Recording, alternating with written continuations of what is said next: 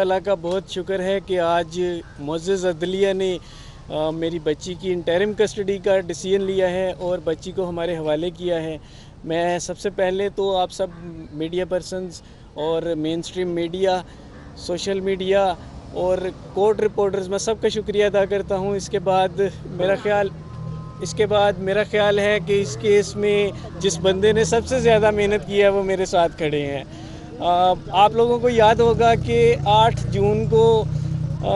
جس طریقے سے ایک ڈیسیژن آیا تھا، اس کے بعد جبران بھائی نے اس کیس کو جس طرح سے اٹھایا ہے اور آج ہمیں ایک بہت بڑی فتح دلائی ہے، اس میں ڈیفینیٹلی جبران بھائی کا بہت بڑا کردار ہے۔ اور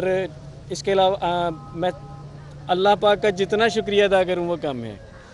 السلام علیکم جی، آپ تمام دوستوں کا تو شکریہ ادا کر چکے ہیں مہدی صاحب۔ میں کچھ اور نام لینا چاہوں گا۔ یہاں پہ کچھ ہمارے وکیل دوست ہیں چونکہ یہ کمبائنڈ ایفرٹ رہا ہے فیملی کورٹ میں، سپریم کورٹ میں، ہائی کورٹ میں، کراچی میں اور لاہور کی عدالتوں میں، جن کی وجہ سے آج یہ بچی واپس اپنے گھر کو اپنے والدین کے پاس آ رہی ہے۔ ایڈوکیٹ نبیل کلاچی صاحب ہے، ایڈوکیٹ احمد علی حسین، ایڈوکیٹ آمنہ عثمان، ایڈوکیٹ فہد صدیقی، ایڈوکیٹ احمد شیر جٹ،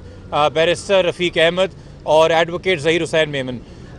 ان تمام لوگوں کی پرو بونو سروسز جو انہوں نے دی ہیں اس کیس میں، جو انسانی حقوق کی بنیاد کے اوپر ہم نے لیا، اس کی وجہ سے یہ ممکن ہوا ہے۔ بٹ آپ کے سامنے ایک یہ بھی چیز نظر آتی ہے کہ کتنا بڑا بیٹل ہے، کتنی بڑی جنگ ہے اپنی معصوم بچی کو جو آپ کے گھر سے اغوا ہو جائے، اس کے ساتھ اگر کوئی چائلڈ میرج کا آفینس کر لے اور اس کو واپس حاصل کرنا، تو یقینی طور پہ اس کیس سے بہت سارے سبق سیکھنے کو ہیں، عدلیہ کے لیے بھی، اعلیٰ عدلیہ کے لیے بھی، ہمارے قانون بنانے والے اداروں اور ایوانوں کے لیے بھی، حکومت کے لیے بھی، اور جو تفتیش کرنے والے محکمے ہیں پولیس کے لیے بھی، کہ یہ جو مسئلہ 7 دن تک چلا، 7 مہینے تک چلا، یہ 7 دن میں بھی حل ہو سکتا تھا اگر پہلے دن سے صحیح اپروچ کے ساتھ اس کیس کی تفتیش ہوتی، پولیس سنجیدہ ہوتی، پراپر بورڈ سے میڈیکل کرایا جاتا، بچی کی ذہنی انالیسس کو کرنے کے لیے سائیکیٹرسٹ سائیکالوجسٹ اپوائنٹ کر دیے جاتے، تو جس جنگ میں ہمیں 7 مہینے لگے ہیں شاید یہ فیصلہ 7 دن میں آ جاتا، اور اس کرب سے اس خاندان کو، اس بچی سے کو نہیں گزرنا پڑتا، اور یہ 7 مہینے ان کو کوئی لٹا نہیں سکتا۔